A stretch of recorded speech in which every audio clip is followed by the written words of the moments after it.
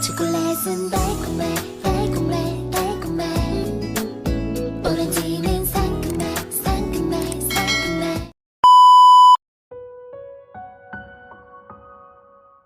Help me! Nakatulala lang siya sa akin na tila naguguluhan. Of course, she said at nakahinga ako ng maluwag dahil para siyang natauhan sa pagkakabigla. Thanks, Ivy. I really need to talk to your boss. What happened to you, Mrs. Olivier? Tumikim siya. You were gone for a long time. I thought. Pinutol ko siya sa sasabihin niya.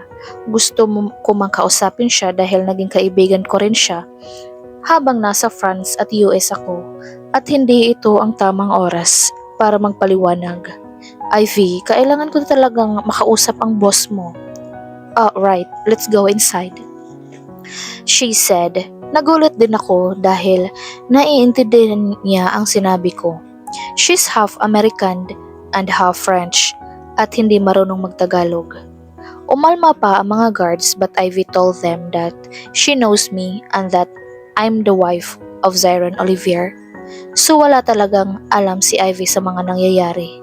It's been a long time. Yet she still believe that I'm his wife. Hindi ba sinabi ni Zyron na piki ang kasal? Iniwan ko siya at nagpakalayo-layo. Holy crap! Bigla nang sigaw na para bang may naalala siya. I'm sorry, she said dahil sa pagsigaw niya. Why? What's wrong? I said. I just hope that Mr. Oliver was still in his office, she explained. He called me a few minutes ago that he'll be back to US now. I don't know what happened but it was so sudden. No! I asked. No, I shouted. Hindi maaring umalis siya sa mga anak ko. Nasa elevator na kami ngayon at papunta na sa office ni Olivier. Kailangan kong magmadali. Didn't he tell you? Umiling ako. Wala nga ata talagang alam si Ivy. But you've already talked to each other. Yes, a long time. But he's unfair dahil may balak pala siyang dukutin ng anak ko. Yeah. Tumahimik na siya na makarating kami sa tapat ng opisina ni Zyron. How can he stay in her like a king? Kung alam niyang anak niya si Akira, bakit kailangan niya pang takutin at ipadukot ang sarili niyang anak sa mga armadong lalaki samantalang nandito lang siya at naghihintay? Hindi niya ba naisip na baka sobrang matatakot ang sarili niyang anak? Ang sama. Sumilay ang galit, kaba at takot sa aking dibdib. He's cruel. Well, I guess Mr. Oliver is still here. Thanks, Ivy. Ngumiti siya sa akin ng tipid at umalis na rin pagkatapos. Agad ko namang binuksan ang pinto at binalibag pasara at ikinatingin niya sa akin.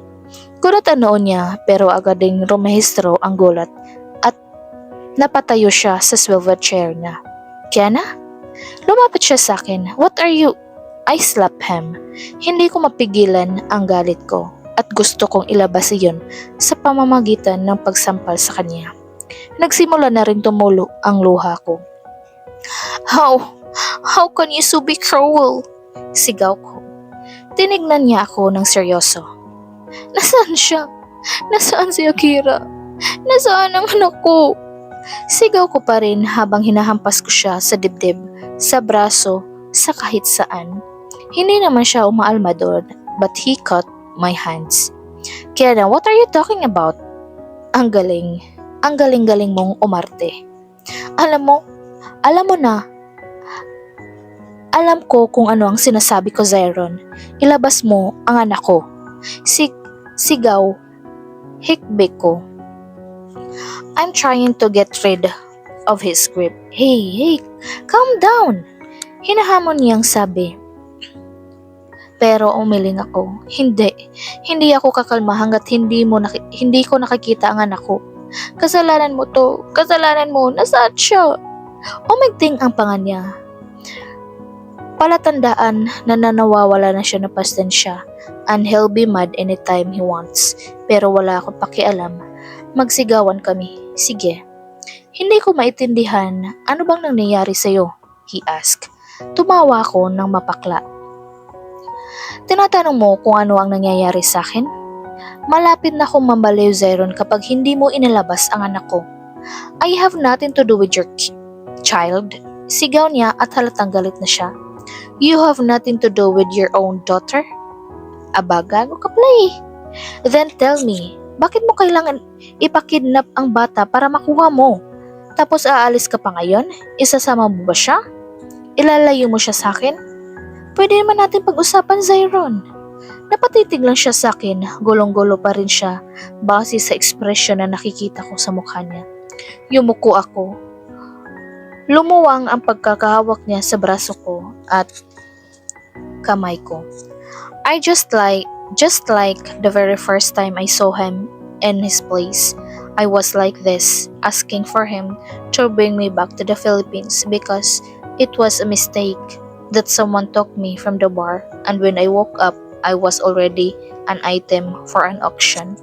Na hindi dapat kasi hindi naman ako nandoon to find a very wealthy husband or for a sale. Na mali lang siya at nang makaawa ako na ibalik niya ako sa Pilipinas, I was also crying and begging. Ganito ako. At hindi ko inaasahan na magiging ganito ulit ako. Iiyak sa harap niya, magwawala, magmamakawa, pero this time, it was not only for myself, but also for my Akira. Takot na ang anak ko at nadudurog ang puso ko kapag sa tuwing ipipikit ko ang mga mata ko at naririnig ko ang iyak niya. Ang pagmamakaawa niya o kaya ang tawag niya ng mama sa akin kasi takot na takot siya kung saan man siya itinago ni Zyron. Ngayon kailangan kong malaman iyon. For the second time around, it was like the history repeats itself. I bended my knee. I am now kneeling in front of him. Kung kailangan ko tong gawin ng paulit-ulit ay gagawin ko. Maibalik lang ang anak ko. Hindi pa ako handa na malayo siya sa akin. Hindi pa ngayon. Hindi kailanman. Kiana, what are you doing? He tried to pull me up pero umiling ako at yumuko while tears falling down my cheeks. Parang awa mo na, Zyron. Himbalik mo na sa akin si Akira. Pagmamaakaawa ko. Hindi ko kakayanin na wala ang anak ko sa akin. Hagulgol ko. Fuck. Pinatayo niya ulit ako and this time he succeeded. Hinawakan niya ako sa magkabilang braso. Look. Huminga siya ng malalim. Frustration, confusion, shock, anger, awa, lahat ng iyon naghahalo sa mukha niya. He bit his lip. He's mad. You're accusing me for something I didn't do? Umigting ulit ang mga bagang niya. Pinipigilan ang galit sa akin. Pero ikaw lang ang may kayang Umiling-iling siya at inihilamos ang palat sa mukha. Binitawan niya ako at tumalikod sandali tapos sumarap ulit. What did I even do wrong to you para gawin sa akin? Ito, Kiana. Yung akala mo bang panuloko ko sa'yo noon? Iyon ba? Nang dahil ba doon?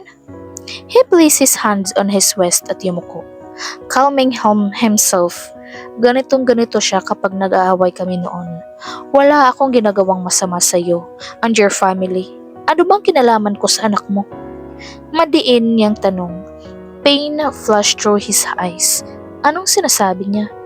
Why are you asking me where she is when I don't? Who is she? Bakit mo sinasabing ibalik ko siya when I didn't get her? Hindi niya alam? Hindi sinabi ni Doc Sam o ni Carlo? Wala siyang alam? Hindi niya kilala si Akira? I mean, yes, she saw her but he doesn't know that she is his daughter? Hindi siya nagpa-imbestiga? You know what? Even if I have the right to ask kung bakit may anak ka sa ibang lalaki, hindi ko ginawa. I didn't intervene with your life. Bukod doon, sa gusto kong explanation na maririnig galing sa iyo mismo kung bakit mo ako iniwan noon. Now that I've heard about it and I learned that you don't love me anymore. Nanahimik ako. Ginulo pa ba kita pagkatapos nun? Hindi na, di ba? I gave you the space you wanted. I distanced myself from you. at hindi kita kinausap. Nagsimula naman akong umiyak. I am so mad at you, Kiana. Kaya nakatulong din iyon para hindi kita lapitan at hindi ka kausapin. I am mad at you because you were living your life with a man of your dreams. And now, congratulations, you have a complete family of your own now. His hands turned into fists. Why am I hurting seeing him like this? May pait sa bawat bigkas niya ng mga salita, lalo na nung sa huli niya.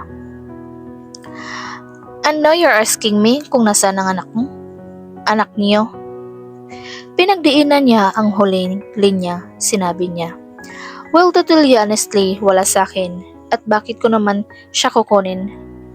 Para ano, Kiana, sabihin mo sa akin. Why would I get your child? Tikom pa rin ang bibig ko kahit gusto kong sabihin na anak niya si Akira na mali. Mali lahat ng sinabi niyang namumuhay ako kasama ang nabuo kong sariling pamilya. Hindi nga siya ang kumuha sa anak ko. Hindi niya nga magagawa iyon. Nang dahil siguro sa takot, isama pa ang galit ko sa kanya. At sa mga nangyari sa lahat kahapon, ay siya agad ang pumasok sa isip ko. May gawa nun. Wala siyang alam. Hindi niya alam na nagkaanak kami.